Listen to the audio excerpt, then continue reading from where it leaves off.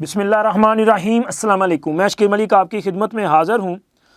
بالآخر علیمہ خان کا نمبر بھی لگ گیا ہے۔ بشرا بی بی اور عمران خان کے بعد علیمہ کا نمبر ہے، اور اس کے علاوہ جناب مراد سعید صاحب کے پوسٹر لگ گئے ہیں۔ یہ جو پوسٹر لگے ہیں ان میں کیا کچھ عیاں ہوا ہے وہ آگے چل کے آپ سے بات کریں گے، لیکن اس سے پہلے ہم بات کریں گے 9 مئی اور جج صاحب کے استعفے پہ۔ 9 مئی والوں کے حوالے سے اکثر یہ کمنٹس بھی آ رہے ہوتے ہیں، اور خود ہم بھی سوچتے ہیں کہ یار یہ 9 مئی والوں نے اتنی بڑی سازش کی، انہوں نے ملک میں بغاوت کی سازش کی، انہوں نے ایک سٹنگ آرمی چیف کے خلاف بغاوت کی سازش کی، انہوں نے فوج کو آپس میں لڑوانے کی سازش کی، انہوں نے عوام اور مسلح افواج کو لڑانے کی سازش کی۔ اتنے بڑے سازشی لوگ، ان کو گرفتار بھی کیا گیا، کئی مہینوں سے یہ جیلوں میں پڑے ہیں، لیکن بالآخر ان کے کیسوں پہ فیصلے کیوں نہیں ہوتے؟ یہ سوال تھا۔ میں خود بھی کئی ویلاگ میں یہ سوال پوچھ چکا ہوں، اور جو میرے ریگولر ویور ہیں انہوں نے کئی بار کمنٹ سیکشن میں یہ سوال اٹھایا ہے، اور آج جناب اس سوال کا ایک جواب میرے پاس ہے۔ وہ جواب یہ ہے کہ اب ان 9 مئی والوں کا بھی نمبر لگ گیا ہے۔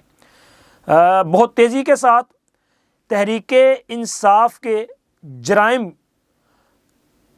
کے بعد اب ان جرائم کے حساب کتاب کا سلسلہ شروع ہو چکا ہے۔ عمران خان کی سزا، اس کے بعد بشرا بی بی کی سزا، ان کی گرفتاری، اور اب یہ جو 9 مئی والے ہیں ان کے کیسوں پر بھی قانون کے مطابق کارروائی آگے بڑھی ہے۔ چونکہ کسی کو جب گرفتار کر لیا جاتا ہے، پھر اس کے بعد ثبوت وغیرہ اکٹھے کیے جاتے ہیں، ایک پورا چلان جو ہے وہ تشکیل دیا جاتا ہے، وہ چلان عدالت میں پیش کیا جاتا ہے۔ جب چلان عدالت میں پیش ہوتا ہے نا، تب اس پر باضابطہ کارروائی آگے بڑھتی ہے، کیونکہ جب تک آپ کسی کے خلاف جو چارج شیٹ ہے وہی عدالت میں نہیں لے کے آئیں گے تو کیس کیسے آگے بڑھے گا؟ کیونکہ جب بھی 9 مئی والوں کی ضمانتیں ہوتی تھی نا، تو لوگ یہ سوال اٹھاتے تھے کہ دیکھیں یہ لوگ جو ہیں انہوں نے پاکستان پہ اتنا بڑا ظلم کیا ہے، ان لوگوں کی ضمانتیں عدالتیں لے رہی ہیں۔ تو سر دیکھیں، ضمانت لینا جو ہے وہ عدالت کا کام ہے۔ اس کی وجہ یہ ہے کہ عدالت نے تو قانون کے مطابق آگے بڑھنا ہے۔ اب عدالت میں چلان نہیں آئے گا تو کسی بندے کو کتنی دیر تک عدالت جو ہے وہ جیل میں یا پابند سلاسل رکھ سکتی ہے؟ تو لہٰذا عدالت جو ہے وہ شخصی آزادیوں کو اولویت دیتی ہے۔ تو جب کسی کے خلاف آپ چارج شیٹ نہیں کریں گے، آپ چلان نہیں لے کے آئیں گے، آپ کا جو تفتیشی نظام ہے وہ سہولت کاری کرے، یا وہ کسی بھی آپ کہہ سکتے ہیں کہ غفلت کا مظاہرہ کرے، تو اس کی سزا جو ہے پھر عدالت کسی اور کو نہیں دیتی۔ تو خیر، اب کفر ٹوٹا خدا کر کے کہ جناب یہ 9 مئی والوں کے چلان پیش ہونے کا سلسلہ جو ہے وہ شروع ہو چکا ہے۔ انسداد دہشت گردی کی عدالت میں 9 مئی کو تھانہ شادمان کو جو نظر آتش کیا گیا تھا، اس کیس میں کل فرد جرم عائد ہونے جا رہی ہے۔ ڈاکٹر یاسمین راشد، اعجاز وہ کیا نام ہے ان کا، اعجاز چودھری ہے، میاں محمود الرشید ہے، اور کچھ اور دیگر لوگ ہیں جن کے خلاف اس کیس میں فرد جرم عائد کی جائے گی۔ اب فرد جرم عائد ہونے کے بعد اس کیس پر جو ہے بالکل اسی طرح سے کارروائی آگے بڑھے گی جس طرح سے عمران خان کے خلاف توشہ خانہ اور سائفر کیس کی آگے بڑھی تھی۔ آپ نے دیکھا نہیں کہ توشہ خانہ میں فرد جرم عائد ہونے سے پہلے کتنی بار عمران خان اور ان کے وکلاء نے تاخیری حربے استعمال کیے، کتنی بار بشرا بی بی جو ہیں وہ پتلی گلی سے نکلنے کی انہوں نے کوشش کی۔ بشرا بی بی عدالت میں نہیں آتی تھی، کبھی بیمار پڑ جاتی تھی، عمران خان بھی اس طرح کے ہیلے بہانے، کبھی ان کی وکلا ٹیم نہیں آتی تھی، وکیل لیٹ ہو جاتے تھے، دھند پڑ گئی، سموگ پڑ گئی، بارش آ گئی، کسی کے دانت میں تکلیف ہو گئی، یعنی کہ یہ سارے کے سارے ایک طرح سے بہانے تراشے جاتے تھے کہ فرد جرم عائد نہ ہو، کیونکہ فرد جرم عائد ہونے کے بعد کارروائی، تو اب جناب اس پہ فرد جرم عائد ہوگی اور پھر اس کے بعد کارروائی آگے بڑھے گی۔ تو اب آپ لوگ یہ جو ہے وہ اپنا ایکسپیکٹ کر سکتے ہیں کہ اگلے چند روز میں 9 مئی کے یہ جو ذمہ داران ہیں ان کے خلاف فیصلے آنے شروع ہو جائیں گے، اور سزائیں کیا ہوں گی یہ عدالتیں بتلائیں گی۔ میرا کام تھا، میں نے آپ کو خبر جو ہے وہ پہنچا دی۔ اور اس کے علاوہ سر ایک جج صاحب کا استعفیٰ ہے۔ اور اس کے علاوہ چیف جسٹس صاحب نے بھی ایک انکشاف کیا ہے. تو میرا خیال ہے کہ پہلے جج صاحب کے استعفے پہ بات کرتے ہیں. لاہور ہائی کورٹ کے جج جسٹس شاہد جمیل صاحب نے صدر مملکت کو اپنا استعفیٰ بھجوا دیا ہے. وہ اپنے عہدے سے ذاتی وجوہات کی بنا پر مستعفی ہوئے ہیں. جسٹس شاہد جمیل صاحب جو ہیں یہ لاہور ہائی کورٹ میں سینیارٹی لسٹ پہ 11ویں نمبر پہ تھے، لیکن انہوں نے 2029 میں ریٹائرڈ ہونا تھا، اور یہ جو باقی ماندہ تقریباً 5 سال تھے، ان 5 سالوں کے دوران ممکنہ طور پہ وہ chief justice Lahore high court بھی بن سکتے تھے. لیکن ان کے استعفے کے بعد لاہور ہائی کورٹ میں جو خالی نشستیں ہیں وہ مجموعی طور پہ 21 ہو چکی ہیں، اور یہ بہت بڑا فگر ہے کہ لاہور ہائی کورٹ میں 21 ججز کی اسامیاں خالی ہیں. اور سپریم جوڈیشل کمیشن کا جو اجلاس ہے وہ بھی کچھ تاخیر کا شکار ہوتا جا رہا ہے، چونکہ نئے ججز کے تقرر کے حوالے سے ایک کمیٹی بنائی تھی جسٹس منصور علی شاہ صاحب کی سربراہی میں، جس میں وکلا نمائندگان بھی شامل تھے. اس نے کچھ تجاویز جو ہے وہ تیار کرنی تھی. میری انفارمیشن کے مطابق وہ جو تجاویز کا مسودہ ہے اس کو حتمی شکل کمیٹی نے دے دی ہے، وہ چیف جسٹس صاحب کو بھیج دیا گیا ہے. چیف جسٹس صاحب اس کو دیکھیں گے، پھر اس کے بعد معاملات آگے بڑھیں گے. تو نئے ججز کے تقرر کا جو سلسلہ ہے ہونا تو یہ فوری طور پہ چاہیے، لیکن مجھے لگ رہا ہے کہ اب یہ الیکشن کے بعد چلا جائے گا، یعنی کہ 8 فروری کے انتخابات کے بعد جو ہے وہ جوڈیشل کمیشن کا اجلاس جو ہے وہ ہو سکتا ہے، کیونکہ لاہور ہائی کورٹ میں اسامیاں خالی ہیں، اسی طرح پشاور ہائی کورٹ میں اور سندھ ہائی کورٹ میں بھی اسامیاں خالی ہیں. ایون کہ سپریم کورٹ میں بھی میرا خیال ہے کہ 4 اسامیاں جو ہیں وہ خالی ہیں، تو لہٰذا ان کو فل کرنا بڑا ضروری ہے. لیکن شاہد جمیل صاحب نے یہ جو استعفیٰ دیا ہے اس میں لکھا تو انہوں نے ہے جی ذاتی وجوہات، اور وہ چاہتے ہیں کہ وہ ایک نیا چیپٹر جو ہے وہ شروع کرے. شاہد جمیل صاحب جو ہیں وہ کارپوریٹ سیکٹر کے بڑے اچھے وکیل بھی تھے. پھر اس کے بعد یہ جو بطور جج مختلف کیسز جو سنتے تھے وہ زیادہ تر یہ جو بزنس سے ریلیٹڈ ہوتے ہیں نا، اسی طرح ٹیکس سے ریلیٹڈ جو کیسز ہوتے ہیں ان کی یہ سماعت کرتے تھے. لیکن انہوں نے اپنے استعفے میں وہ جو بھیجا ہے صدر صاحب کو، اس میں 4 اشعار بھی تحریر کیے ہیں. علامہ اقبال صاحب کے یہ اشعار ہیں. اچھا، ان اشعار کا جو اگر 1 لائن آپ مفہوم سوچیں تو وہ یہ ہے کہ وہ تاثر یہ دے رہے ہیں کہ شاید وہ آزادی چاہتے ہیں. اب کس سے آزادی چاہتے ہیں اور کون ہے جس نے ان کو غلام بنانے کی کوشش کی، یہ ایک بڑا سوال ہے جو اپنے استعفے کے ساتھ وہ چھوڑ گئے ہیں. موجودہ حالات میں اب آپ دیکھیں کہ ان کا استعفیٰ اور ان سے پہلے سپریم کورٹ میں جسٹس مظاہر علی اکبر نقوی کا استعفیٰ اور جسٹس اعجاز الاحسن کا استعفیٰ، یہ معاملات جو ہیں وہ گمبھیر سے گمبھیر تر ہوتے جا رہے ہیں. مظاہر نقوی صاحب کا استعفیٰ تو خیر سمجھ آتی تھی کہ وہ سپریم جوڈیشل کونسل میں ان کے خلاف جو ہے کارروائی چل رہی تھی، تو انہوں نے کوئی فیصلہ آنے سے پہلے مستعفی ہونا جو ہے بہتر سمجھا. اعجاز الاحسن صاحب جو ہیں وہ اچانک مستعفی ہو کے چلے گئے. ان کے حوالے سے جو ہے وہ یہ چیز سامنے آئی کہ ان کے خلاف بھی کوئی سپریم جوڈیشل کونسل میں شکایت پینڈنگ بھی ہے اور کچھ شکایات آنی بھی تھیں. لیکن جسٹس اعجاز الاحسن کے استعفے کے حوالے سے چیف جسٹس قاضی فائز عیسیٰ صاحب نے گزشتہ شب ایک بڑا انکشاف کیا ہے. گزشتہ شب جو ہے چیف جسٹس صاحب کی طرف سے جو وکلا ہیں ان کے اعزاز میں اور ججز کے اعزاز میں ایک عشائیہ دیا گیا تھا. اس عشائیہ میں انہوں نے خطاب بھی فرمایا.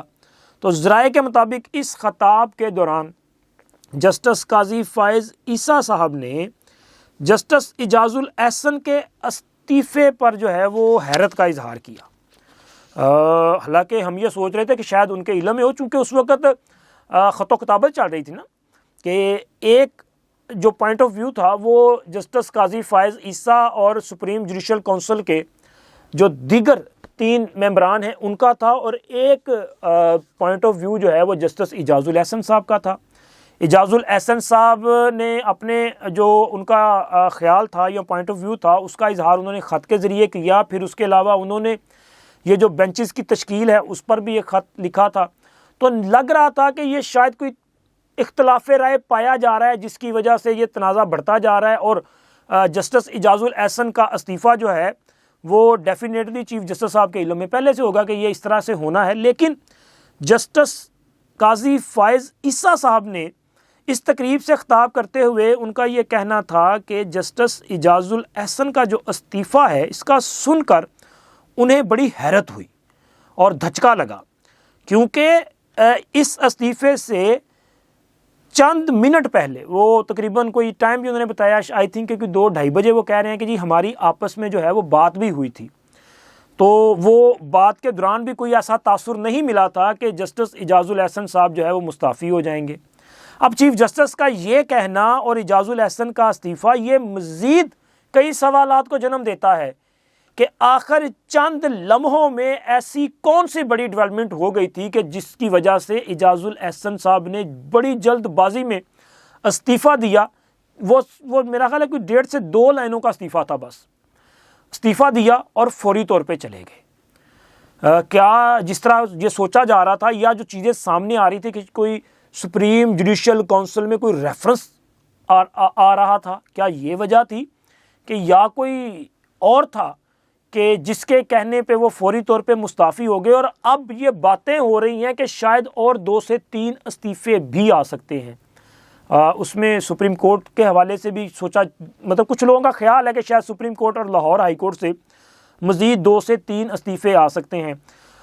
میں نے جب جسٹس اعجاز الاحسن کا استعفیٰ آیا تھا، میں نے آپ کے ساتھ خبر شیئر کی تھی، تو میں نے اس وقت بھی کہا تھا کہ اگر یہ سلسلہ چل نکلا، اگر زیادہ تعداد میں ججز نے مستعفی ہو گئے، استعفے دے دیے، تو پھر ایک نیا جو ہے وہ عدالتی اور آئینی بحران پیدا ہو سکتا ہے، کیونکہ ہمارے پاس پہلے ہی ججز کی کمی ہے اور مقدمات جو ہے وہ بہت زیادہ ہے۔ تو اب زیر التوا مقدمات اتنے زیادہ، ججز کم، تو حالات خراب ہو جائیں گے۔ تو میرا خیال ہے کہ اس وقت جسٹس قاضی فائز عیسیٰ صاحب جو ہیں، جہاں پہ وہ دیگر کئی قسم کے محاذ پہ جو ہے وہ مطلب بیزی ہیں، بہت سارے اہم کیسز جو ہیں وہ چل رہے ہیں، تو اسی دوران یہ جو ججز کی اسامیاں ہیں یہ بھی ایک درد سر جو ہے وہ بن سکتی ہے، لہٰذا اس پر جو ہے آگے بڑھنا اور فیصلہ کرنا جو ہے وہ بڑا ضروری ہوگا۔ اور سر اب آتے ہیں علیمہ خان کی گرفتاری والے معاملے پہ۔ علیمہ خان صاحبہ جو ہیں، ویسے تو ان کو پہلے بھی نیب کی طرف، مختلف اداروں کی طرف سے، آئی تھنک ذرا اپنا وہ غلط نہ ہو جائے، میرا خیال ہے کہ اینٹی کرپشن وغیرہ نے ان کو نوٹس جاری کیے تھے جس میں ان کو طلب کیا جاتا رہا۔ اسی طرح عمران خان کے دور حکومت میں بھی یہ چیز سامنے آئی کہ جی علیمہ خان کے اثاثوں میں بڑا اضافہ ہوا ہے، تو اس وقت اگر میں غلط نہیں ہوں تو میرا خیال ہے کہ یہ ان کا موقف تھا کہ علیمہ خان کا بزنس بڑا اچھا چل رہا ہے، پتہ نہیں مشینوں کا بزنس کر رہی تھی یہ، تو اس میں وہ اچھا چل رہا تھا، تو ان کا وہ جو اثاثے ہیں وہ بڑھ گئے۔ لیکن اب علیمہ خان کو ایف آئی اے کی طرف سے ایک نوٹس جاری کیا گیا ہے، اور اس نوٹس میں ان پر الزام یہ ہے کہ انہوں نے معاشرے میں انتشار اور عوام میں خوف و ہراس پھیلانے کی کوشش کی ہے۔ تو انہیں یہ کہا گیا ہے کہ جی آپ نے چونکہ یہ سارا اقدام کیا ہے تو لہٰذا آپ آ کے اس کا جواب دیں۔ ایف آئی اے نے ان کو کل جو 3 فروری کو دن 11 بجے اسلام آباد آفس میں طلب کیا ہے۔ یہ جو نوٹس ہے نا، اس میں جو بڑی خاص بات ہے وہ یہ ہے کہ اس نوٹس میں یہ ان سے کہا گیا ہے کہ اگر آپ نہ آئیں تو پھر یہ سمجھا جائے گا کہ آپ کے پاس اپنے دفاع میں کہنے کے لیے کچھ نہیں ہے۔ اب اس کو اگر ہم ذرا تھوڑا سا سادہ کریں اور سمجھنے کی کوشش کریں تو سر اس کا مطلب یہی ہے کہ انہیں یہ بتایا جا رہا ہے کہ محترمہ آپ تشریف لائیں، اگر آپ نہ تشریف لائیں تو پھر آپ کے خلاف فردر کارروائی آگے، اب فردر کارروائی کیسے آگے بڑھے گی، وہ ان کی گرفتاری ہو سکتی ہے۔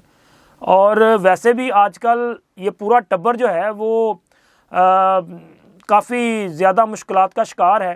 عمران خان تو پہلے سے گرفتار ہے، بشرا بی بی گرفتار ہو چکی ہیں، علیمہ خان کو نوٹس جاری ہو چکا ہے، علیمہ خان کی گرفتاری بھی ایکسپیکٹ کی جا رہی ہے، اور اس کے علاوہ ان کی جو دوسری بہن ہے عظمیٰ خان، ان کا بھی معاملہ جو ہے وہ اینٹی کرپشن میں آپ کو پتہ ہے نا زیر التوا ہے، وہ لیا والی زمین کا جو سارا معاملہ چل رہا ہے، تو ہو سکتا ہے کہ اب معاملہ جو ہے وہ اس طرف بڑھ جائے۔ ویسے میری ذاتی رائے یہ ہے کہ یہ جو ہے نا گرفتاریوں کا سلسلہ، اس میں خواتین کو انوالو نہیں کیا جانا چاہیے۔ خواتین کی گرفتاریاں جو ہے وہ مناسب اقدام نہیں۔ ہاں یہ ایک اچھا کام کیا کہ جو ہمارے فیصلہ ساز ہیں انہوں نے بشرا بی بی کو جیل میں ڈالنے کی بجائے بنی گالہ بھجوا دیا ہے کہ چلیں جی وہ بنی گالہ میں اپنی سزا پوری کر لیں۔ لیکن اس صورتحال پر بھی میری یہ رائے ہے کہ غور کیا جانا چاہیے اور معاملات کو یہاں تک نہیں لے کے جانا چاہیے۔ اور اس کے علاوہ مراد سعید صاحب کے جناب پوسٹر لگنے لگے ہیں۔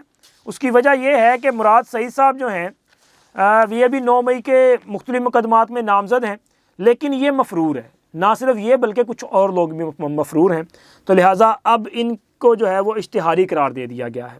انسداد دہشت گردی کی عدالت نے ان کو اشتہاری قرار دیا ہے۔ لاہور کی یہ عدالت ہے جس میں مراد سعید، اعظم سواتی، واسق قیوم اور زبیر نیازی جو ہیں ان کے خلاف کارروائی کرتے ہوئے ان کو اشتہاری قرار دیا اور یہ حکم دیا گیا ہے کہ ان کے اشتہارات شائع کیے جائیں۔ اور یہ بتایا بھی گیا ہے عدالت کو کہ اس سے پہلے بھی ان کے اشتہارات شائع کیے گئے ہیں، لیکن یہ پیش ہونے کے لیے تیار نہیں ہے۔ اب مراد سعید صاحب جو ہیں وہ کہاں چھپ کے بیٹھ سکتے ہیں؟ سوال تو یہ پیدا ہوتا ہے کہ کیا ہمارے ادارے جو ہیں وہ مطلب ان تک نہیں پہنچ پا رہے، یا کہ ہمارے اداروں میں کوئی ایسے لوگ بیٹھے ہیں کہ جو پہلے ہی انہوں نے 10 دن دینے، حماد اظہر نہیں بھاگ گئے تھے، مراد سعید نہیں بھاگ گئے تھے۔ تو یہ میرا خیال ہے کہ اگر ان پر ہاتھ ڈالنا ہے تو پہلے ذرا گھروں کام سٹارٹ کرو، ہو سکتا ہے پھر یہ گرفت میں آ جائیں۔ اب تک کے لیے اتنا ہی، انشاءاللہ ملتے ہیں اگلی ویڈیو میں۔ اللہ حافظ۔